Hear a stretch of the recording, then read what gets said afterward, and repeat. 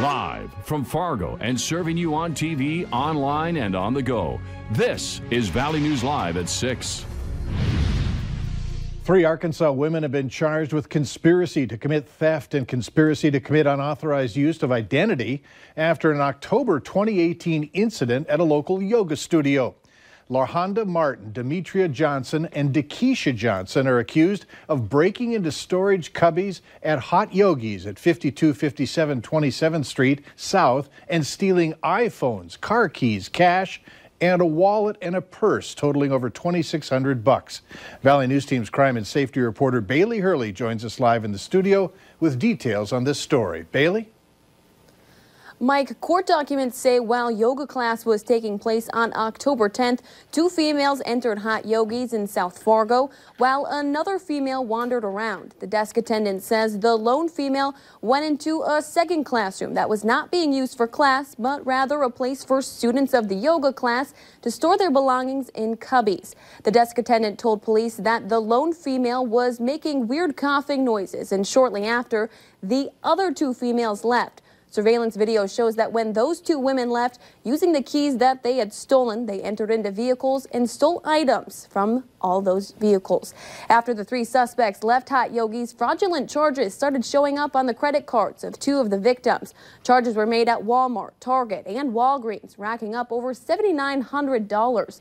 Those charges, combined with the amount of property taken from the yoga studio, totaled out to be over $1,100. I talked with 2 of the victims this afternoon who say the incident hasn't stopped them from going to the yoga studio, just makes them think twice about where they put their belongings while they're in class. One victim says she's never gotten back the cash that was in her wallet, but eventually got her keys and purse back after they were found in a dumpster at Walmart. She says her credit card company also didn't make her pay the hundreds of dollars charged to her card. The other victim tells me her car keys were never found. However, her cell phone was also found in a garbage can at Walmart. Mike?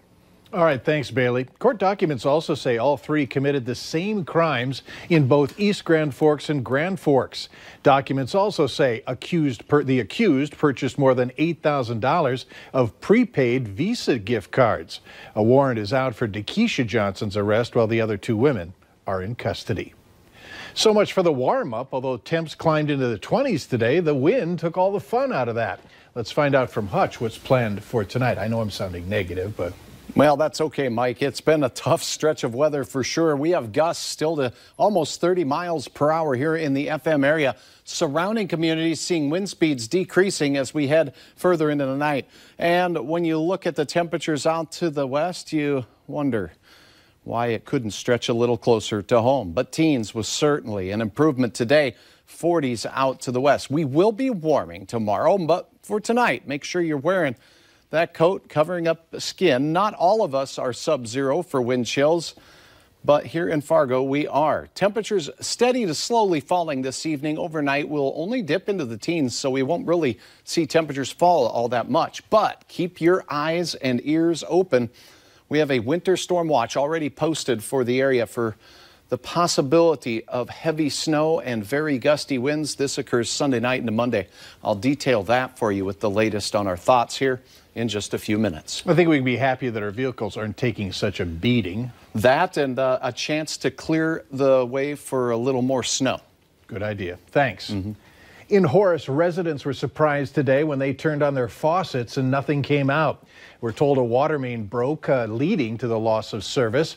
Crews immediately responded. We were told that they were hoping to restore water flow in a couple of hours. In fact, they did by about 4 this afternoon. Now, the water is discolored and a boiling order has been issued. No word on when it's going to be lifted. Simple assault and criminal mischief charges have been filed against a West Fargo man after he allegedly assaulted 2 Sanford security officers and destroyed an emergency room door. Court documents say 26-year-old Ryan Hansen was on a mental health hold at Sanford in December. He was described as being intoxicated and combative at the time. At one point, Hansen ran full speed into a solid wood door. The officers on duty suffered some minor injuries. Hansen has a warrant out for his arrest. North Dakota's health department is again reporting widespread influenza activity. More than 1,800 laboratory-identified cases have been reported so far this season. Many of those are individuals younger than 10 years old. Experts say everyone 6 months and older should be vaccinated regardless of age or health status. During last year's flu season, 185 pediatric deaths were reported in the United States. Approximately 80% of the deaths occurred in children who had not had a flu shot. North Dakota's House has approved legislation that would allow betting on previously recorded horse races. Supporters say allowing historic horse racing would help the state's struggling live horse racing industry and also raise money for charitable causes and the state. Opponents say the machines would open the door to casino gambling because they run fast like regular slots and they can be addictive. A similar bill failed during the 2017 session by just a vote. The measure now moves over to the Senate chamber. We've reported multiple stories about continued mail problems, specifically in South Fargo. A business owner reached out to us saying he too is frustrated with the Postal Service. The businessman says he's very dependent on the mail to make his customers happy, but lately products aren't arriving or are getting there late, and it's affecting his business. I like to be reliable for my customers. I don't want any negativity with my customers because a lot of my customers are return customers. And if I fail them, you know, it's kind of scary. They might just start going elsewhere. If you have any mail problems, the U.S. Postal Service does encourage you to file an inquiry at the email on your screen so they can address each concern individually. Speaking of the mail, take a look at this. It's an open W-2 form that a local woman found in her mailbox.